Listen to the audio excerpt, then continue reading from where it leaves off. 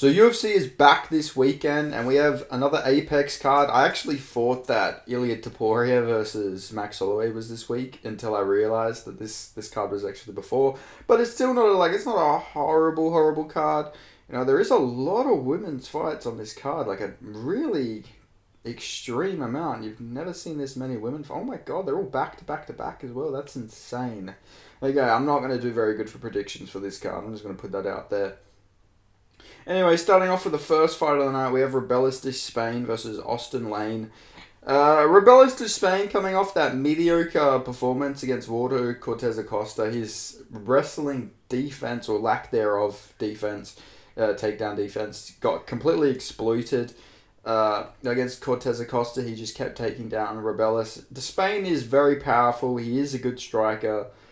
But he has no takedown defense. Now, that fight, I believe, was in March. I want to say it was in March. May. Okay, May. So he's taken 5 months off. I've seen him doing a lot of takedown defense. So, that is good that he is doing that. But it's can I really fucking trust this guy to win? But then on the other hand, you have Austin Lane, whose chin just isn't very great, and oh my god, everybody's gone with this Spain. God damn, nobody's given Austin Lane a chance. He could just get a takedown, guys. It isn't impossible. He could just get a takedown, but he got knocked out by Justin Taffa. He got knocked out by Jahonta Dinez, and he did go for a smelly approach in that fight where he just went for a takedown. So this generally is a weird fight to predict. He is got a very, very sus chin. Waldo Cortez Acosta at the very least has a good chin. Austin Lane's been chinned by Greg Hardy back in the day. Frank Tate knocked him out. Vernon Lewis knocked him out. Then Justin Taffa knocked him out. And it always seems to be with the left hook. I'm gonna pick Rebellis de Spain, but I'm not confident. I don't like this prediction. Because Austin Lane is athletic. He could just take him down. But I think as long as the fight's standing, Rebellis could just knock him out. So it's very close. I'm going to go to Spain. I hope his takedown defense is adequate enough. He is athletic. He is big. He is powerful. So I'm going to go Rebellis. I'm not confident on it. I could really honestly go 0-4 for these first 4 fights. I'm not going to lie. Then we have Alice Aradelian versus Melissa Martinez. If I remember, this is the TikToker, right? Yeah, this chick's horrible. Yeah, I'm not even going to sugarcoat it. Alice Aradelian is not very good. Melissa Martinez is the sister of David Martinez, who just got signed from Dana White Contender Series. I'm going to say she's got to surely be better than this TikToker, right? Surely. She's 7-1. She's very pretty as well, and so is Alice. Both of these women are very attractive ladies. Let's just put that out there. These are 2 attractive ladies. Neither of them have the lesbian edge you would expect to see in a women's fight. Certain fights, we'll get to that. We'll get to the lesbian edge, but in this fight, they both look like heterosexual ladies. I could be wrong. You never know. You can't judge too much. But coming into this fight, both straight ladies. There's not going to be a testosterone advantage on either side. So I'm going to go Melissa Martinez to get this one done. Not super confident on it. But, it is what it is. That's what I'm going to go with. Then we have Jessica Penne versus Elise Reed. Oh my god, this is another weird one.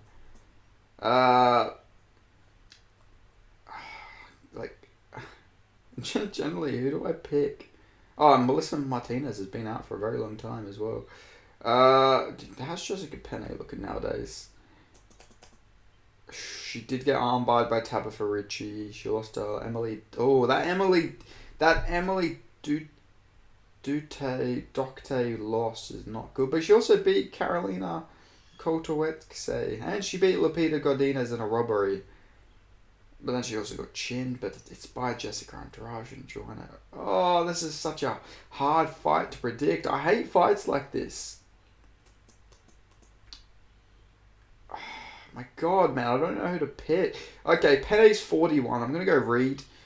Surely Reed can beat a 41-year-old fighter. That is very old for a woman, for the women's weight class. I'm going to predict Jessica Penne, Elise Reed to win by youth. Then we have Jocelyn Edwards versus Tamaris Vidal. She lost to Rendon. Oh, then she got body shot. I don't even remember that Melissa Gato fight. Do we really rate a win over Ramona Pascal? You know what? I know I mentioned the lesbian edge. Even though Tamiris Vidal does have her, I'm going to go Jocelyn Edwards to win. She can wrestle somewhat. She can strike somewhat. I think she can win. She should have won that Nora Connolly fight. Alien Perez is actually decent for a woman fighter, so you can't hold that loss against her. So you know what? I'm gonna go Jocelyn Edwards. Speaking of beef, I know she had beef with Perez. Didn't she have beef with? No. That was Maddie. That was Boone, or the German chick. Actually, never mind. Yeah, I'm gonna go Jocelyn Edwards to get this one done. I don't trust these first 4 picks. Then we have Brad Katona versus Gene Masamuto. Now, Gene Masamuto. Hold on. Okay, yeah, I'm still on screen here. He's good. He's very good. His win over Dan Argueta doesn't look as impressive because I feel like Cody Haddon did a better performance. Yes, he got a finish, and Cody Haddon didn't, but he got taken down a lot. Brad Katona can decently wrestle, but Gene Masamuto, he's got a good guillotine. He's undefeated. Brad Katona, he gets to the UFC and he sort of shits the bed. That's the best way I can describe it. He is a good fighter, but you look at he gets cut from the UFC. He loses to Hunter Azure, which is a horrible loss. You can't really fault him for losing to Morale. But then you look at these, he's an 8-0 guy, 9-4, 11-2, 7-1. He's beaten these Dagestani guys. He should have lost it to Mir Valiev, but then he goes and has a back and forth fight with Cody Gibson, loses to Garrett Armfield, has a competitive fight with Jesse Butler. What is going on here? It's so weird. It's when he gets to the UFC, it's he pumps the brakes a little bit on being a good fighter. I'm gonna go Gene Masamuto. I think he'll get this one done. I think he's better. He's younger. He's got momentum on his side, and even though Brad Katona probably will take him down, he's got a good guillotine. He can get back to his feet. He did get up a lot against Dan Argueta, so I'm going to go Gene Masamuto. Then we have Mateus Nicolau versus Azu Almabayev. Interesting fight. Almabayev is the good Kazakh flyweight. There was 2 of them. He's the good one. He beat Jose Johnson. He beat CJ Vergara. Beat Odie Osborne. Very good grappler. Good jiu-jitsu. It's tough for me to predict this fight because to beat Mateus Nicolau, you sort of got to have power and good striking. Chinned by Brendan Roval, chinned by Alex Perez. His chin is his weak spot. Chinned by Dustin Ortiz. He's never been subbed. It's always a chin issue with this guy. He's got a good takedown defense. So it's generally a tough fight to predict. I feel like everyone's probably going to go with Asu Almabayev here. I'm just going to expect that's what everyone's going to do. Of course. I'm going to go Mateus Nicolau. I'm going to regret this pick, I'm sure. But if you're not knocking people out cold, then I have to go Mateus Nicolau. I think he will get this one done. He's powerful. He's got a bad chin, but I don't think Azu is that great of a striker. We'll see. Maybe Azu can just go grapple fuck him. But I'm actually going to take Mateus Nicolau here. Azu got chinned by Tagir Ulanbekov. That's not a good look in my opinion. Many years ago, I'm not holding that loss against him. But I'm just saying, Mateus Nicolau is a much better striker than somebody I don't think Tagir's ever done that to anybody in the UFC. He's not showing that he's a great striker in the UFC. He's a grappler, yeah, but that's his only finish by TKO. That is a fucking bad omen, right? That is not a good sign.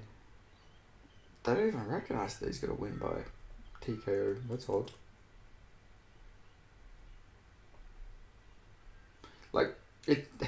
They were so shocked they didn't actually put that he has a win by KO on his record.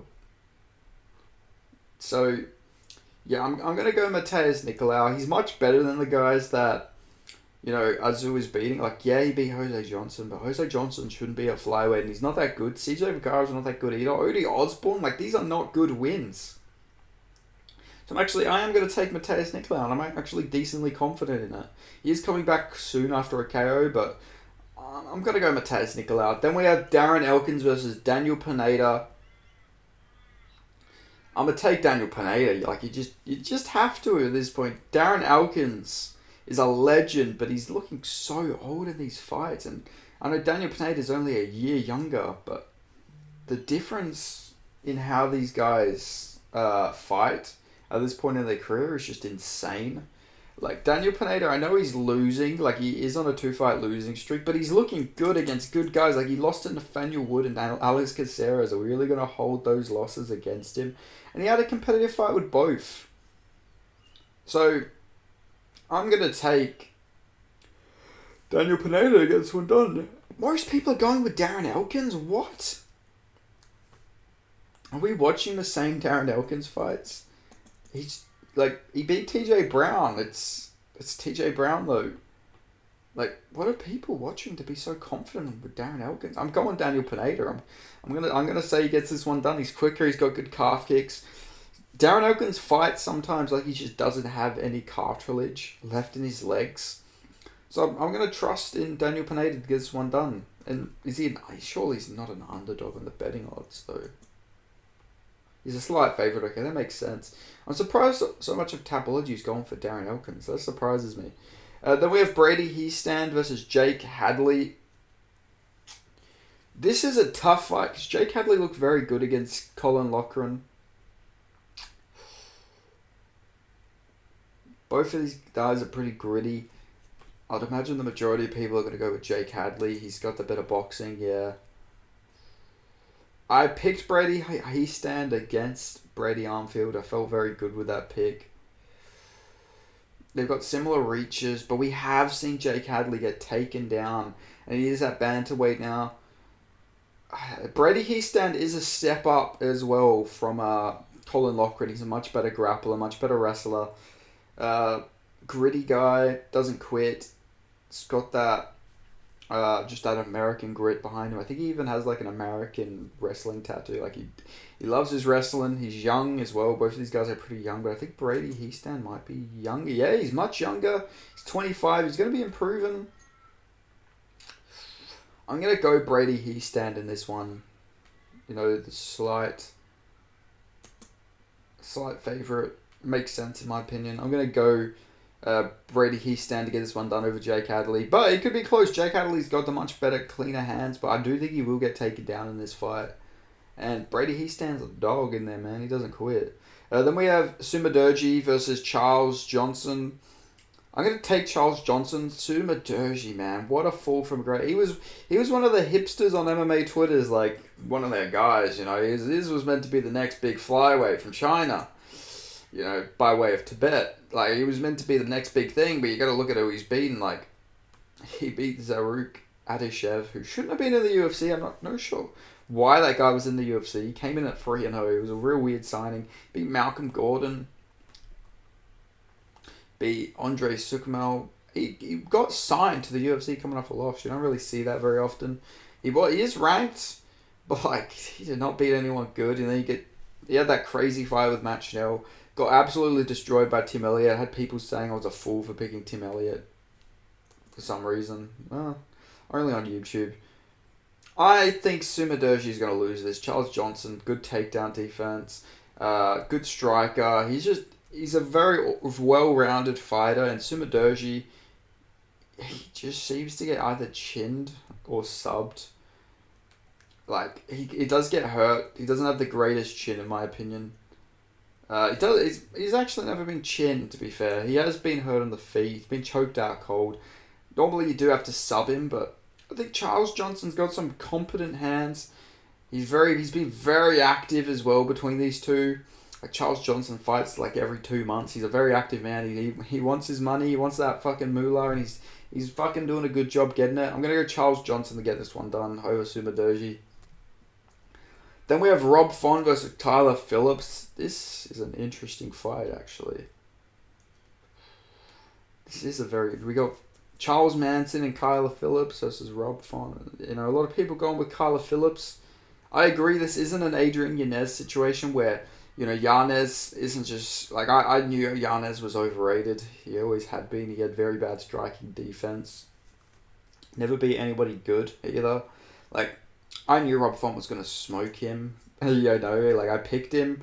I think I was making the videos back then as well. Maybe not, but I did pick him to beat Adrian Yanez.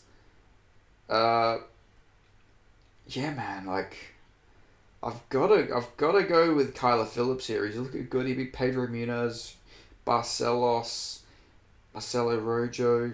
Lost to Javier Paiva, but he didn't lose that fight. That was the clearest draw ever. And he beat Song Yadong. Like, he beat Song Yadong. Like, I picked him to beat Song Yadong as well. I know when Kyler Phillips is gonna win fights. I think he's gonna beat Rob Font. He's very, very good on the feet. Like, this guy is good. He trains with Sean O'Malley, all those bantamweight guys. You know, Mario Batista. Who's the other guy? Big, powerful guy. Mixed race dude. Marcus McGee trains with Marcus McGee as well. Like, that's a beast. That's a beast as well. That's a real good fighter. Like, he's training with some really good bantamweights. I was gonna say Casey Kenny, but you know, Casey Kenny's training rounds. His training rounds, his hardest rounds. Casey Kenny's hardest rounds are when he drops the soap. But yeah, I'm gonna take Kyler Phillips to get this one done. I think Kyler Phillips is getting his hand raised in this fight. So yeah, I'm gonna go Kyler Phillips. Then we got the main event. We got Michelle Pereira versus Anthony Hernandez. Oh, this is such a tough fight for me to predict, man, because I really do see this fight going either way. It's gonna be one-sided traffic either way. Everyone's going with Michelle Pereira. Interesting. I can see why they're doing that. I really can. Like, this is such a tough fight because you got to deal with the. Okay, let's break this fight down. Okay, where's the. All right. Oh, why have I not been doing this the whole fucking time? I've been breaking these fights down. But anyway, interesting fight here. Okay, they're both very similar age. You know, Hernandez, is a week younger. I don't think that's going to factor in anything here. Like, Michelle Pereira could just go in there and completely smoke Anthony Hernandez in the first round. That is a possibility, right? He's very, very explosive, especially at middleweight. He's much more athletic than these guys. Anthony Hernandez is a decent sized middleweight. He can't make welterweight. Apparently, they've done tests and stuff like that. His bones are too dense. Like, he could never make welterweight. I'm just putting that out there. Like, he is a big guy for middleweight. Like, he's not a guy who would go down to 170. Well, Michelle could make 170 at some days. Most of the time he missed it. It's like athleticism, you go Michelle Pereira. Cardio and weaponized cardio, grappling, heart, you never die attitude, you go Anthony Hernandez. Because you look at this fight, like, Michelle Pereira did lose to Tristan Connolly. I know he fought very stupid. He was doing backflips. He was doing all this silly stuff. You do that against Anthony Hernandez, he's going to take you down. Like, Anthony Hernandez really can replicate the Tristan Connolly game plan here. I know it's been many years, but Tristan Connolly was a featherweight. Anthony Hernandez is a middleweight, right? Like, he's a much bigger guy. He's a much stronger guy. He's got very competent hands. Like, he's not a sitting duck on the feet.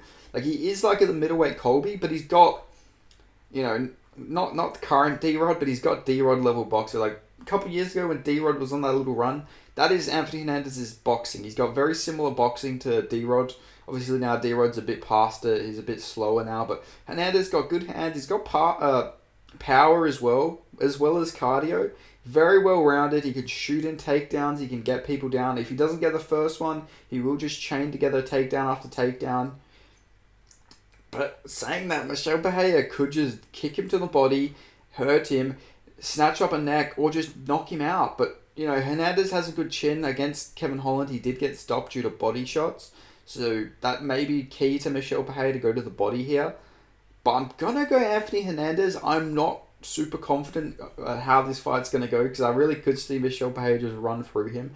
But I feel like I'll feel silly if I pick Michelle Pereira and he doesn't just go in and immediately get a KO. because if this fight goes past like the first round, Anthony Hernandez is going to slowly take over and take over and take over. He doesn't quit. He's going to keep moving forward. He does a lot of body work as well, so not only will it be the takedowns that are going to get it out of Michel Pereira, but he's going to also work the body, which will slowly gas out Michel Pereira, as well as the pace, the cardio, the takedown after takedown. Just the will to win. I just got to go Anthony Hernandez here. I really do think this guy's good. He's a nightmare matchup for any striker in that middleweight division. I think Anthony Hernandez could generally beat Izzy. You give him Izzy, I think he could. The people I wouldn't pick him against would probably be like Rob, because Whittaker's got very good takedown defense, and he does have a KO threat. I know he doesn't normally get KOs, but he could hurt Anthony Hernandez. Like Dricus could just outdog him, but then you got to look at like Dricus does seem to gas out quite a bit. So Anthony Hernandez could maybe break him. You never know. I don't think he can break Dricus, but he could take advantage of Dricus slowing down you, because you never know. Like Anthony Hernandez, he's got that weaponized cardio. He is what people say Colby Covington is. You know, like this weaponized cardio, man. He goes like he's Colby with that pace and cardio with the ability to actually throw punches and hurt people on the feet. Like, it's a scary combination. Like, this guy could go real far. Now, I know he has a weird loss to Marcus Perez, which is just, weird. But every middleweight's got that weird loss. Like, Michel Pereira lost to Dusko Turovic. Is it Dusko's? I know his name's Dusko. Dusko Tudovic? Yeah, Dusko Todorovic. Yeah. Which is just random when you see Michel Pereira's run. But I'm going to go Anthony Hernandez. I really do think he's going to get this one done. And I'm going to say by like third or fourth round finish. Maybe TKO. With him just breaking him, tired, gassed out Michel Pereira. But athleticism's definitely on the side of Michel Pereira. Like, I'm just saying, like, I'm not, this isn't a cop-out where it's like, well, I said it could have gone that way, like, I said, hey, it was anyone's fight. Like, I just mean, like, this is one of the hardest fights I've ever predicted, because I really can see this fight. I think this fight's going to be one-sided either way.